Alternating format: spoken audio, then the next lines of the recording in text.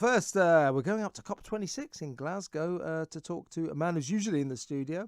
But political commentator Connor Tomlinson is at COP26 and he joins us now. Hi, Connor. Hello, Kevin. It's not quite the glamorous. I know. Yeah, studio look, I'm going to tell. thing. I need to talk to you first. So you represent Young Voices Youth, Young Voices UK, and as such, they put you in a youth hostel, right? Well, yeah, essentially so. Yes, the world was B&B, and then it's that's why I look like I'm part of an ISIS hostage video, essentially. So, Yeah, apologies for that. You look like you're being held prisoner. So apart from your lousy accommodation, how's it going up there? So the last 2 days have been pretty promising, actually. Unfortunately, we've had all of the market conversations that should have happened on the COP26 floor with the world leaders, where they're all falling asleep because it's definitely a climate emergency they all care about. We got the industry heads, so all the renewables people, we had a conversation about nuclear, conversation about costing it, because obviously they haven't had a debate on how much net zero is going to cost working Brits and that, whether or not the 2050 target's actually achievable. We got all those people around the table at a fringe event, and everyone was like, wow, it's brilliant to see young people not just out in the streets and being completely unwashed and screaming at the sky, and actually really being engaged. And what we did as well, we got the Australians, the Americans, and the Brits together to have a conversation, because one of the Americans, a lot of the younger people there, are saying, oh, the Republicans don't really want to address any sort of environmental issues, even though conservation is a really big thing in America because they've got so many different environments over so many different states. You've got rural and desert and all that. They don't really want to touch it because the left have monopolized it with the Green New Deal. And so they see it as political poison. Whereas over here, we've got the complete opposite problem. We voted Conservative and got Labour on finances and then Green Party on commitment to the sun monster is going to come and devour us all. So we're travelling in the same car but going in different directions essentially, and so we can try and get across the pond agreement where we're definitely not going to get that COP and they're definitely not going to get some kind of agreement that's going to lead to anything out of this. So it was really productive on our end, but unfortunately it doesn't seem like the world leaders want to listen. Well, no, because they've all left in their private jets, I think, mainly. Listen, there's one thing I wanted to... Well, enjoy yourself up there. COP26, biggest waste of time ever. But I want to talk about the border force. Big story, actually. Last Wednesday, 853 migrants came across in dinghies. And this is getting serious because the weather's really bad now, and therefore they are seriously putting themselves at risk. We've had 21,050 is the total number of migrants that have come across the channel this year. None of them turned back. All of them now residing here in great comfort.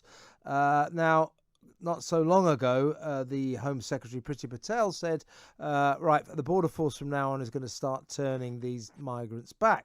So they get halfway across the channel. We're going to turn them back, take them back to France, send them back to France from whence they came. This is the new hardline policy. Ever since she said that, I think it was about 3 months ago, not a single boat dinghy has been turned back, and the reason is the border force has said it won't do this because to turn them around and send them back to France allegedly might put their lives in danger. So Priti Patel's take them back to France or turn them back to France diktat is being ignored by the border force. Yet again, we are the migrants' friends, aren't we?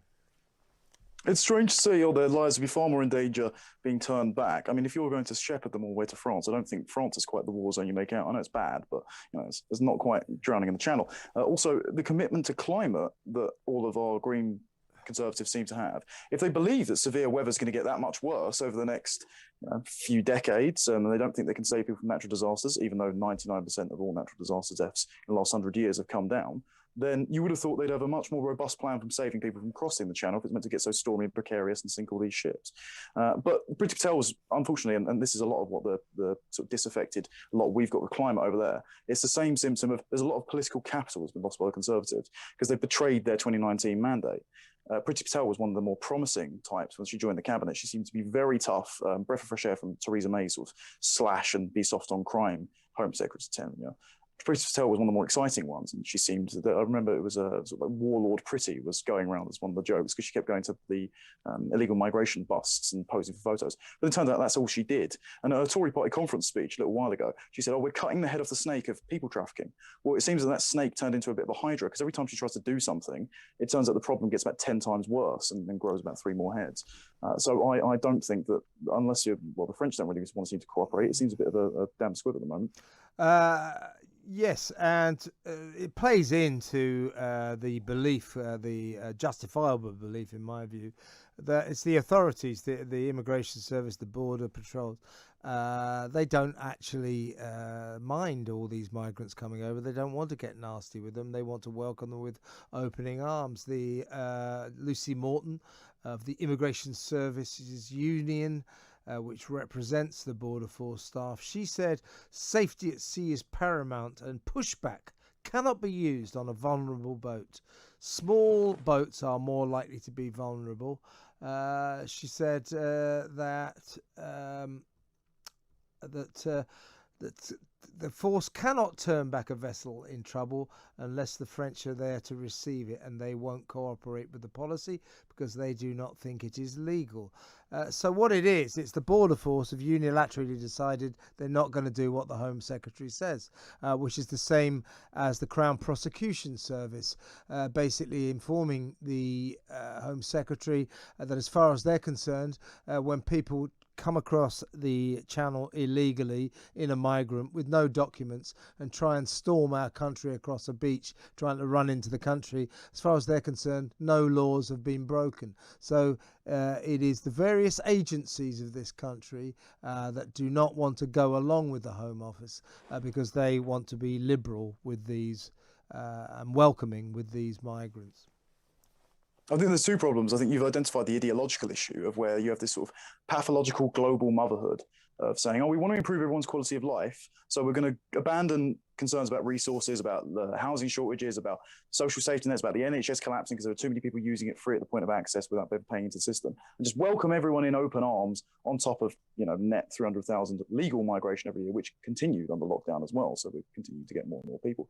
But it's also, there are a lot of financial structures in place within the government, within local council, that incentivise taking all these people in. I mean, if you look at the Labour boroughs, for example, they take in a lot of the refugees, and they get, I think, about £2,000 a head to stay in some of the hotels. The hotels themselves are getting absolutely annihilated. So the idea, They're better than your hotel, though, right?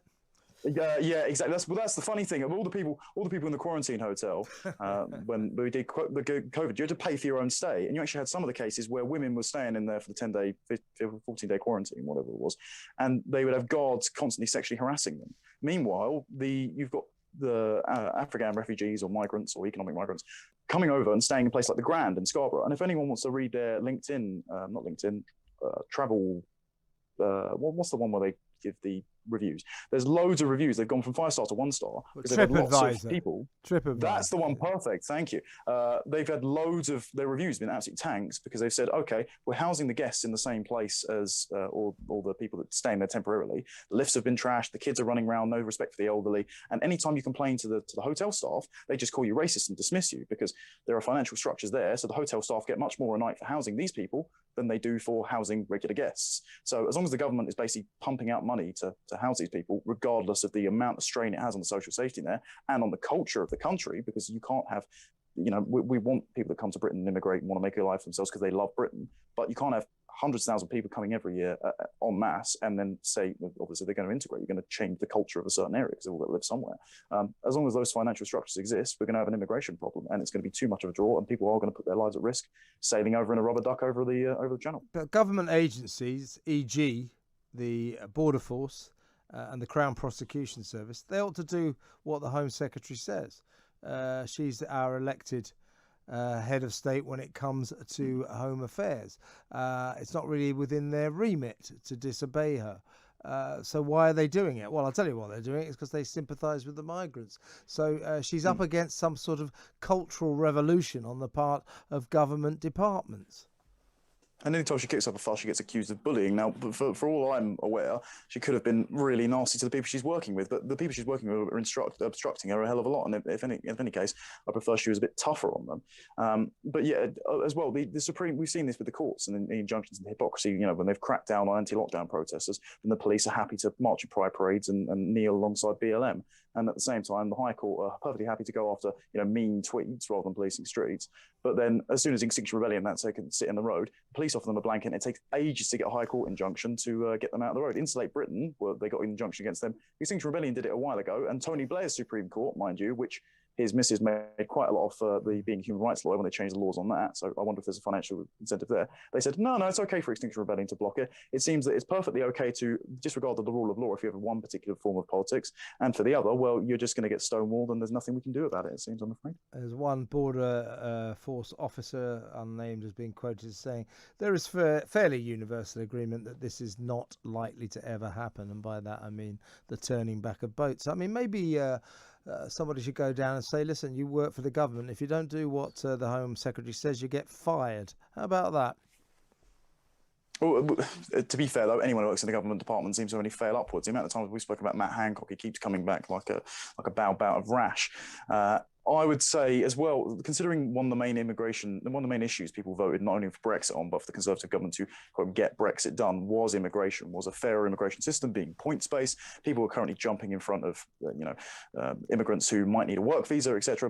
They're cutting the line by proximity, arriving in France and funding the people trafficking institution. Yeah, and if the government wants to keep funding these violent criminals, then if they don't take action, then people are going to suffer and people are going to die. And obviously, we have massive sympathy for people that are coming over the channel. It's not the correct way, but Well, the thing is, though, the people traffickers, of course, are the evil villains who should be caught and prosecuted. But it's not just people traffickers.